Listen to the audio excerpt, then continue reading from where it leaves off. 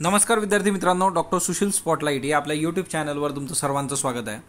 25 ते 31 मे दरम्यानच्या चालू घडामोडी विश्लेषणाचं रिव्हिजन आपण करणार आहोत। डॉक्टर सुशील स्पॉटलाइटला टेलिग्रामवर फॉलो करण्यासाठी डिस्क्रिप्शनमधली लिंक तुम्ही वापरू शकता, तसंच फेसबुकवर आपला ग्रुपही आहे, तोही फॉलो करू शकता।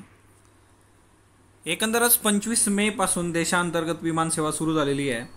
त्याच्यानंतर जे काही आपण बघितलं होतं की राजभवनाने किंवा राज्यपालांनी स्वतंत्र आस्थापने संबंधी पत्र लिहिलं होतं मुख्यमंत्र्यांना, तर तसं काही होऊ शकत नाही। आणि माजी जे काही राज्यपाल आहेत, सुशील कुमार शिंदे असतील किंवा मग राम नाईक असतील, त्यांनी सांगितलेलं आहे की ज्या राजभवनातल्या ज्या नियुक्त्या असतात कर्मचाऱ्यांच्या, त्या शक्यतो राज्यपालांना न विचारता सहसा होत नाहीत, म्हणजे म्युच्युअल अंडरस्टँडिंगमधून गोष्टी होतात। वुहान इन्स्टिट्यूट ऑफ व्हायरोलॉजी, आता ही जी प्रयोगशाळा आहे त्या प्रयोगशाळेमधून विषाणू निसटला किंवा तो सर्वदूर तिथून पसरला आहे या संबंधितच्या गोष्टी ज्या आहेत त्या सगळ्या कपोलकल्पित आहेत अमेरिकेच्या, असं संस्थेचे संचालक वँग यानगी यांनी स्पष्ट केलेले आहे। वुहान इन्स्टिट्यूट ऑफ व्हायरोलॉजी, ते एक लक्षात असू देत। प्रदूषित हवा जी आहे ती जगात दरवर्षी 70 लाख लोकांचा बळी घेते। करोनामुळे आतापर्यंत 3,43,800 लोक मेलेले आहेत। एकंदरीतच पॉल्युशन ही जी गोष्ट आहे, फक्त एवढं असतं की पॉल्युशनमुळे असं एक कुठं मरत असतं, त्या रेकॉर्ड आपण असं एकदम त्याची दखल घेतली जात नाही। म्हणजे कोरोनाने एकदम येऊन मारलं आहे, त्याच्यामुळे दखल घेतली गेलेली आहे। टोसलीझुमाब नावाचं औषध आहे की पुणे महानगरपालिकेने त्याला 25 गंभीर रुग्णांवर या औषधाची चाचणी करण्यासंबंधी आणि त्याचा खर्च करण्याची जबाबदारी घेतलेली आहे। टोसलीझुमाब जे आहे तर त्याचं ब्रँड नेम जे आहे ते ॲक्टर्मा आहे। ऑटोइम्युन डिसीज जे आहे त्याच्यामध्ये हे वापरलं जातं रुमेटॉइड आर्थरायटिसमध्ये, आणि याचा जो एक पर्टिक्युलर डोस आहे त्याची किंमत 60,000 आहे। म्हणून खाजगी हॉस्पिटल्समध्ये मोठ्या प्रमाणावर बिलं जी वाढत आहेत त्याच्यामध्ये एक याचा रोल मोठा आहे। त्याच्यानंतर टाळेबंदीमध्ये जे आर्थिक उपाय झाले होते, तर 26 मार्चला 15,000 कोटीची आर्थिक मजल पहिल्यांदा जाहीर करण्यात आली। मग 27 मार्च रोजी RBIने 0.75 रेपो दरात कपात केली। परिणामी 0.515 वरून 4.40 इतका रेपो दर आला होता। 3 महिने EMI लांबणीवर टाकण्याची मुभा कर्जदारांना दिली गेली। 17 एप्रिल RBIने रिव्हर्स रेपो दरामध्ये 0.25% कपात करून 3.75% इतका रिव्हर्स रेपो केला गेला। त्याच्यानंतर 50,000 कोटी विशेष रोकड तरलता सुविधा बँकेतर वित्तीय संस्था NBFC सूक्ष्म वित्त संस्थांना दिले गेले होते। 12 मेला आत्मनिर्भर भारत जाहीर केलं गेलं 20 लाख कोटी रुपये। 13 ते 17 मे आपल्या ज्या अर्थमंत्री होत्या त्या सगळं आत्मनिर्भर योजनेचे तपशील देत होत्या। 22 मे RBIने परत रेपो दरात 0.40% कपात जाहीर केली। परिणामी रेपो दर जो आहे तो 4%, तर रिव्हर्स रेपो 3.35% इतका झाला। अजून 3 महिन्यांसाठी कर्ज किंवा हप्ता वसुलीला स्थगिती देण्यात आलेली आहे। त्याच्यानंतर ज्योती कुमारी न्यूजमध्ये आली, कारण 1300 किलोमीटर सायकलद्वारे तिने प्रवास केला आणि तिच्या वडिलांना ती दिल्लीतल्या गुरुग्रामपासून बिहारमधल्या दरभंगा इथं ते 1300 किलोमीटर सायकलीवरून ते अंतर कापत ती वडिलांना घेऊन आली। आणि मग भारतीय सायकलिंग महासंघाने तिला सायकल चाचणीला सामोरं जाण्यासाठी प्रस्ताव ठेवला होता, परंतु 10वीची परीक्षा असल्यामुळे तिने तो नाकारलेला आहे। उत्तर प्रदेशचे जर तुम्हाला मजूर हवे असतील तर सरकारची परवानगी घ्यावी लागेल, असं योगी आदित्यनाथ मुख्यमंत्री उत्तर प्रदेशांनी म्हटलं होतं। महाराष्ट्रामध्ये उष्णतेची तीव्र लाट येऊ शकते, त्याचं रिझन आहे कोरडं हवामान आणि मध्य भारतातून येणारे उष्ण वारे। कमी उंचीवरून हे उष्ण वारे वाहत आहेत। 25 ते 28 मे उष्णता कायम राहणार आहे आणि ती होती, तुम्ही अनुभवली असेल। पाकिस्तानमधून आलेले हेरगिरी करणारं कबूतर बंदिस्त केलेलं आहे आणि कथुआ जिल्ह्यामध्ये हा सगळा प्रकार झाला। तर सांकेतिक भाषेत त्याच्यात जो काही संदेश आहे त्याचा अर्थ लावण्याचा प्रयत्न चालू आहे। करोनाचा मुकाबला करत असताना जर पोलीस धाराशायी झालेत तर त्या केसमध्ये 10 लाख पोलीस कल्याण निधीतून, 5 लाख ॲक्सिस बँकेतून, 50 लाख राज्य सरकारकडून अशी 65 लाख रुपयांचं सानुग्रह अनुदान दिलं जाईल, असं महाराष्ट्र सरकारने डिक्लेअर केलेलं आहे। मेजर गुरुदयाल सिंह जलानवालिया हे निवृत्त झालेले मेजर आहेत आणि त्यांचं निधन झालं, वयवर्ष 102। दुसऱ्या महायुद्धात त्यांच्यावर शत्रूवर तोफखान्याचा अचूक मारा केला होता। सर्वात ज्येष्ठ गनर आहेत ते। 1947-48च्या काळात जम्मू काश्मीरमधल्या चकमकीत सुद्धा मोलाचं योगदान त्यांनी दिलेलं आहे। 1965 भारत आणि पाकचं युद्धातही योगदान दिलेलं आहे। बलबीर सिंग दोसांझ जे आहेत वरिष्ठ, आता तिच्यामध्ये पण नावं बरेच कॉमन असतात, त्याच्यामुळे हे बलबीर सिंग दोसांझ वरिष्ठ, वयवर्ष 96। हॉकीच्या ऑलिम्पिक सुवर्ण इतिहासाचे साक्षीदार होते हे, आणि ऑलिम्पिक सुवर्णपदक विजेत्या संघामध्ये त्यांचा समावेश होता। London 1948, हेलेन्सिकी 1952, Melbourne 1956। 12 ऑगस्ट 1948 स्वातंत्र्यानंतर एका वर्षात ऑलिम्पिकच्या अंतिम फेरीत इंग्लंडला 4-0 त्यांनी पराभूत केलं होतं. 71च्या हॉकी विश्वचषकात भारताने कांस्य पदक जिंकला होता, तेव्हा ते संघाचे प्रशिक्षक होते. 75मध्ये हॉकी विश्वचषक भारताने ज्यावेळेस जिंकला होता तेव्हा बलबीर सिंग हे संघाचे व्यवस्थापक होते. 1957मध्ये पद्मश्री पुरस्काराने त्यांचा गौरव झालेला ते पहिले क्रीडापटू आहेत भारतातले. ऑलिम्पिकमध्ये अंतिम फेरीमध्ये सर्वाधिक गोल करण्याचा विक्रम आजही त्यांच्या नावावर आहे. 1952 हेलसिंकी ऑलिम्पिकमध्ये हॉलंड विरुद्ध 5 गोल त्यांनी केले होते. त्याच्यानंतर 2012मध्ये आंतरराष्ट्रीय ऑलिम्पिक समिती जी आहे त्यांनी 16 महान खेळाडूंची निवड केली होती लंडन ऑलिम्पिकच्या वेळेस. त्यात बलबीर सिंग हे एकमेव भारतीय खेळाडू होते. त्यांचं आत्मचरित्र The Golden Hattrick My Hockey Days हे त्यांचं आत्मचरित्र आहे. भारतीय क्रीडा प्राधिकरण साई 1985मध्ये त्यांनी काही वस्तू ज्या काही ऑलिम्पिकचं ब्लेझर असेल, इतर संस्थांमध्ये जिंकलेले मेडल्स असतील ते दिले होते साईच्या संग्रहालयासाठी, जे आजपर्यंत उभं राहिलेलं नाही आहे. गोल्ड चित्रपट जे आहे तर ते त्यांच्या आयुष्यातील क्षणचित्र त्याच्यामध्ये आहेत. पुरंदरदास हे कर्नाटकी संगीताचे जनक आहेत आणि कर्नाटक गव्हर्नमेंट जे आहे त्यांनी त्यांचं जे जन्म ठिकाण आहे तर तपासण्यासाठी कन्नड विद्यापीठ हम्पीला एक समिती गठीत करण्यास सांगितलं होतं. समितीच्या निष्कर्षानुसार केशवपुरा हे ठिकाण त्यांचं जन्म ठिकाण आहे. त्यांचा जन्म हा पुरंदरगड महाराष्ट्र येथे झाल्याचं मानलं जातं. कर्नाटकी संगीताचे जनक आहे पुरंदर विठ्ठल या नावाने लिखाण केलेलं आहे त्यांनी. ते ह्या सगळ्या हरिदास परंपरेत येण्याआधी म्हणजे ते वैष्णव परंपरेचे आहेत पुरंदरदास, आणि ते श्रीमंत व्यापारी होते. श्रीनिवास नायक असं त्यांचं नाव होतं. नायक याच्यावरून त्यांचा जन्म जो आहे तो मालनाड येथे झाल्याचा निष्कर्ष कर्नाटकमध्ये काढला होतो. आणि विजयनगर साम्राज्यात मालनाड येथे श्रीमंत स्थायिक जे होते ते नायक असं बिरुद लोकांसमोर लावायचे. हा स्टेटस सिम्बॉल होता एक. त्याच्यानंतर वेलंकनी तामिळनाडू येथे गोड्या पाण्यातला मासा सापडलेला आहे. पुंटियस सँक्टम हा गोड्या पाण्यातला मासा आहे, सिल्वर कलरचा 7 सेंटीमीटरचा, आणि केरळच्या शास्त्रज्ञांनी हा शोधलेला आहे. सँक्टम म्हणजे पवित्र. वेलंकनी हे धार्मिक शहर असल्यामुळे तिथे असं नाव देण्यात आलं. नागालँडमध्ये 25 मे रोजी पहिला कोरोनाचा रुग्ण सापडलेला आहे. लंडनवासियांना वर्ध्यातील खादीच्या मुखपट्ट्या देण्यात येणार आहेत. लंडनमध्ये आचार्य विनोबा भावे यांनी 1936मध्ये स्थापन केलेल्या गोपुरीच्या ग्रामसेवा मंडळाने 70 मीटर खादी वस्त्र लंडनला पाठवलेलं आहे. लंडनमध्ये विनोबा साहित्य प्रसार केंद्राद्वारे ना नफा ना तोटा याच्यावर याचे खादीचे मास्क बनवून ते विकले जाणार आहेत. 40 ते 50 हजार मास्क लंडनच्या लोकांना उपलब्ध होतील. ग्रामपंचायतींना केंद्राद्वारे जो काही आर्थिक निधी मिळत असतो तो जो अखर्चित निधी आहे, जो खर्च झालेला नाही आहे, तो राज्य सरकारने मागवलेला आहे करोनाच्या संकटामुळे. त्याच्यानंतर खगोलीय क्षणिक विस्फोटाच्या उत्सर्जनाचा वेग मोजण्यात यश आलेलं आहे. पृथ्वीपासून 50 कोटी प्रकाश वर्ष दूर अंतरावर गूढ खगोलीय क्षणिक विस्फोटातल्या उत्सर्जनाचा जो काही वेग आहे तो खगोलशास्त्रज्ञांनी मोजलेला आहे. आणि अतिदुर्मिळ अशा संशोधनामुळे येत्या काळात ताऱ्याचा मृत्यू होणं, नऊ तारा किंवा सुपरनोवा अशा घटकांवर प्रवेश पडू शकतो. या स्फोटाला काऊ असे नाव दिलेलं आहे. MCQसाठी लक्षात ठेवा. हायड्रोक्लोरोसिन आणि एरिथ्रोमायसिन हे हानिकारक आहेत करोनासाठी, हे WHO सांगितलेलं आहे आणि याच्या ट्रीटमेंटसुद्धा बंद करण्याचा सूचना त्यांनी केली होती. महाराष्ट्रामध्ये ताळेबंदी शिथिल करायची, त्याच्याकरता वित्त विभागाच्या अप्पर मुख्य सचिवांच्या अध्यक्षतेखाली समिती गठीत करण्यात आलेली आहे. वाळवंटातली जी काय टोळधाड असते लोकस्ट, तर पश्चिम भारतात याच्यामुळे खूप नुकसान झालेलं आहे. एकंदरच टोळधाड जी आहे याच्यावर सेपरेट लेक्चर मी बनवलेलं आहे, ते तर तुम्ही बघितलं नसेल तर बघून घ्या. बेवक्यू ऑनलाईन दारू खरेदीसाठी आभासी टोकन निर्माण करणारा मोबाईल ॲप आहे. केरळमध्ये याची निर्मिती झालेली आहे.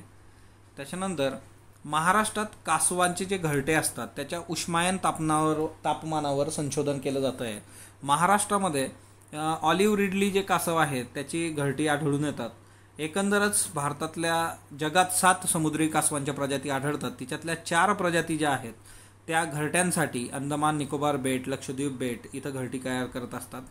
ना महाराष्ट्रामध्ये ऑलिव्ह रिडली आहे. ओडिसामध्ये मोठ्या प्रमाणावर ऑलिव्ह रिडली आहे. त्याच्यानंतर स्थलांतरित मायग्रंट्स जे काही लेबर आहेत त्यांच्याकडून प्रवासी भाडं घेऊ नये असं सर्वोच्च न्यायालयाने सांगितलेलं आहे. तसंच आपण एक बघितलं की ज्या काही श्रमिक रेल्वे आहेत त्या श्रमिक रेल्वेचं भाडं जे आहे ते आता केंद्र सरकार भरणार आहे. अमेरिकेचा विरोध डावलून चीनने हाँगकाँग सुरक्षा विधेयकाला मंजुरी दिलेली आहे. राष्ट्रीय सुरक्षा विधेयक फक्त एवढंच आहे की आता हाँगकाँगमध्येच खटला चालवला जाणार आहे. आधी असं होतं की हाँगकाँगमधले गुन्हेगार चीनमध्ये आणायचे वगैरे, पण आता अमेरिकेने जेव्हा बघितलं की हाँगकाँग संबंधीचा असा कायदा येतोय, राष्ट्रीय सुरक्षा कायदा, तर त्यांनी हाँगकाँगला दिलेला विशेष दर्जा काढून घेतलेला आहे, ज्याच्यामुळे तिथं जी काही गुंतवणूक येते आणि हाँगकाँग खूप मोठं वित्तीय केंद्र मानलं जातं, तर ती येत्या काळामध्ये चीनला मोठा फटका बसणार आहे त्याच्यातून. हाँगकाँग हे 1997मध्ये ब्रिटननी चीनला दिलं होतं आणि त्यावेळेचे गव्हर्नर जनरल ख्रिस पॅटन होते. एक देश दोन व्यवस्था है ना, तर 1 कंट्री 2 सिस्टीम या पद्धतीने हे सगळं चीन आणि हाँगकाँगचं काम चालतं. त्याच्यानंतर महाराष्ट्राच्या राज्यपालांनी खर्च कमी केलेला आहे. राजभवनावर 10 ते 15% बचत त्यांनी करायला सुरुवात केलेली आहे. याला ऑस्टेरिटी मेजर्स असं म्हटलं जातं इकॉनॉमीमध्ये, तर ते लक्षात ठेवा.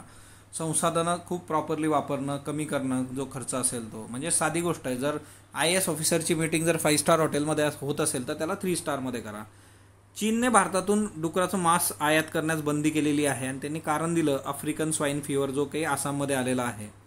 पण भारताची जी भूमिका आहे की चीनने हा निर्णय सीमावादामुळे घेतलेला आहे. लडाखमधली जी काही परिस्थिती आहे ती, भारतात पहिली केस जी आहे त्याची मे महिन्यात सापडली होती आणि जवळपास 14,000 डुकरांचा मृत्यू झालेला आहे आतापर्यंत याच्यात, आफ्रिकन स्वाईन फीवर.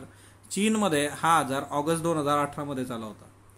आसाममध्ये प्रतिकारशक्ती वाढवण्यासाठी फंगल पावडर निर्माण केलेली आहे बोडोलँड विद्यापीठ. सुपर मशरूम जे येतं कॉर्डिसेप्स मिलिटॅनिस त्याच्यापासून.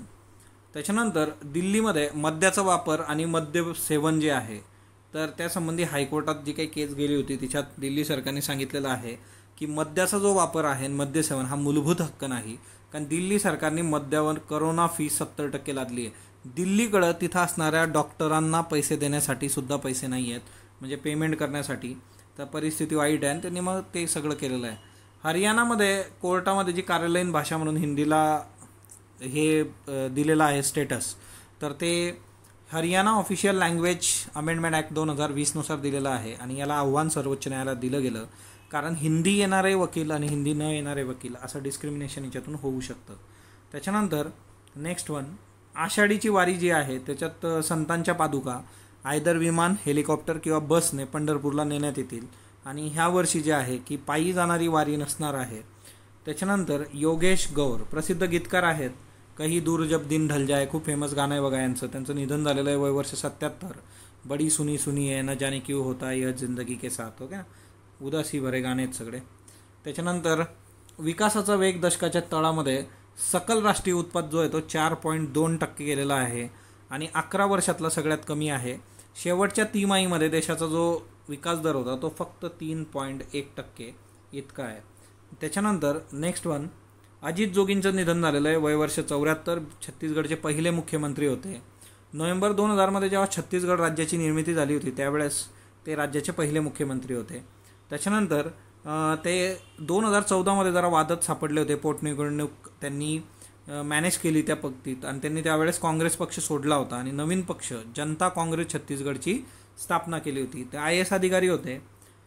निवडणूक आयुक्तांना हटवण्याचा जो आंध्र प्रदेश सरकारचा निर्णय होता तो रद्दबादल केलेला आहे उच्च न्यायालयाने आंध्र प्रदेशच्या, आणि हा मोठा झटका आहे रेड्डी गव्हर्नमेंटसाठी. ज्योतिषी बेजन दारूवाला जे आहे, ॲक्च्युली हे बेजान नाही आहे, बेजन आहे, त्याला काही ठिकाणी बेजान होतं. बेजन दारूवाला वय वर्ष 90. भविष्यवाणी आणि वृत्तपत्रातले ज्योतिषविषयक लिखाणासाठी ते प्रसिद्ध होते.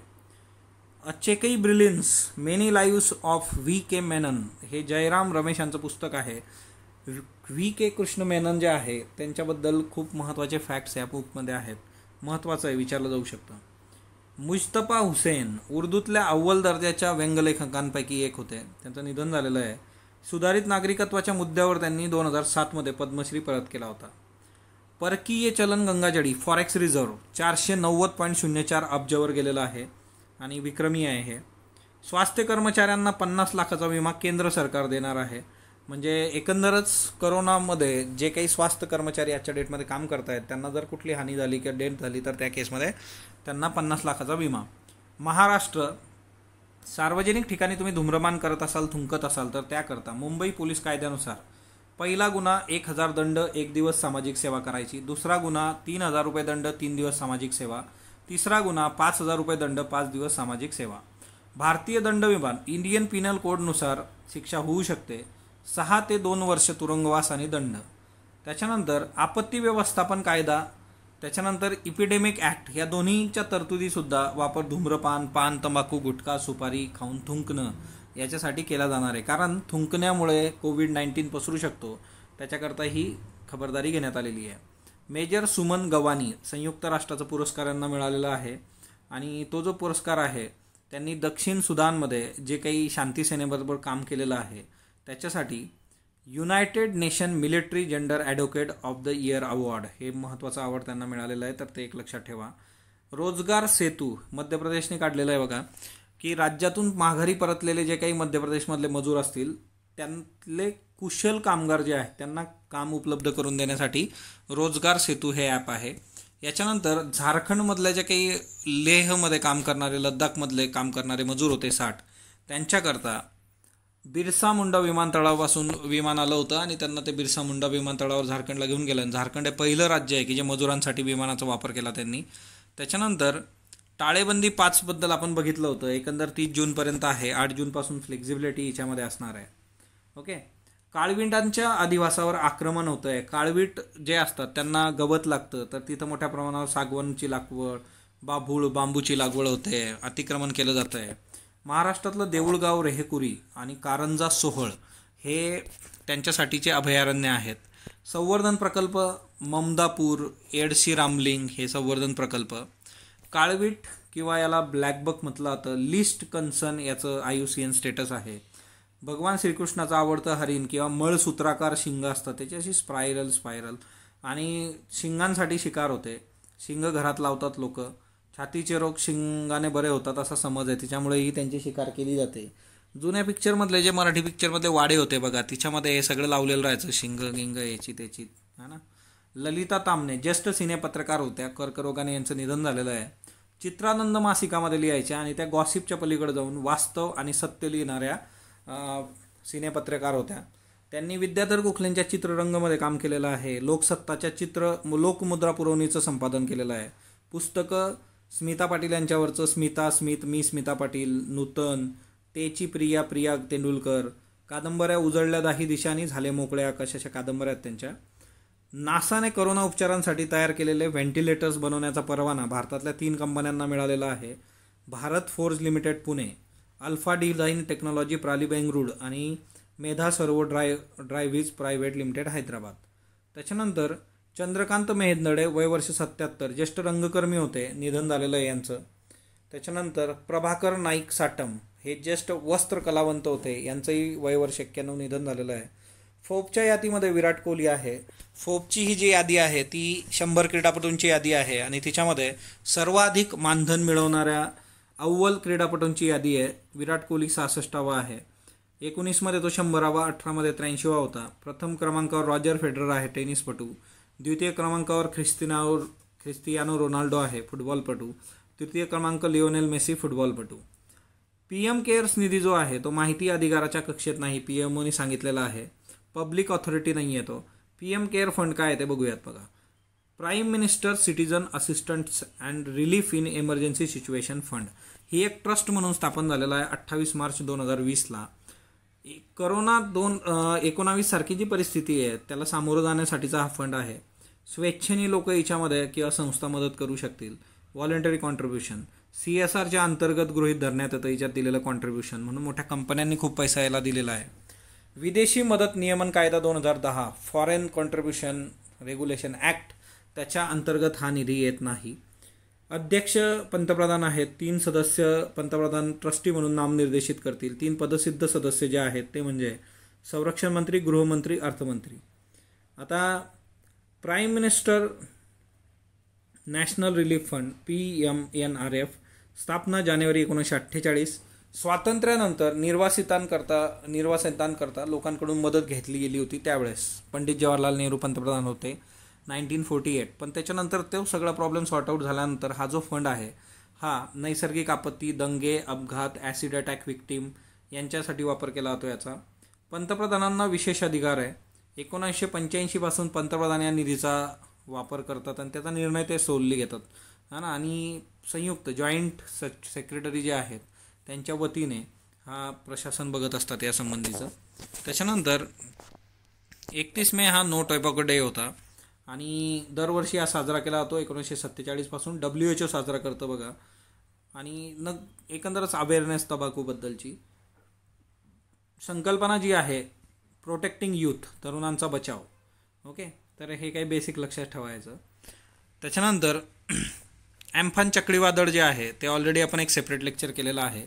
सुपर सायक्लोन आहे हे. ओके, आणि याचं जे नाव आहे ते जे आहे ते ॲम्फन, उच्चार जो आहे तो अमपुन असा आहे. थायलंड देशाने दिलेलं नाव आहे, अर्थ आकाश होतो. ओके, आणि सर्वात महत्त्वाचं म्हणजे काय की याच्यामध्ये याचा लँडफॉल जो आहे तो पश्चिम बंगाल सागर बेट, बांगलादेश हटिया बेट. आणि याच्यासाठी महत्त्वाच्या देखरेख करणाऱ्या समित्या ज्या आहेत की राष्ट्रीय आपत्ती प्रतिसाद दल, राष्ट्रीय संकट देखरेख समिती, कॅबिनेट सुरक्षा समिती, भारतीय हवामान समिती, तर ह्या महत्त्वाच्या आहेत. ओके, तर हे काही बेसिक्स होते ते लक्षात ठेवा. स्पॉटलाईट बरोबर जोड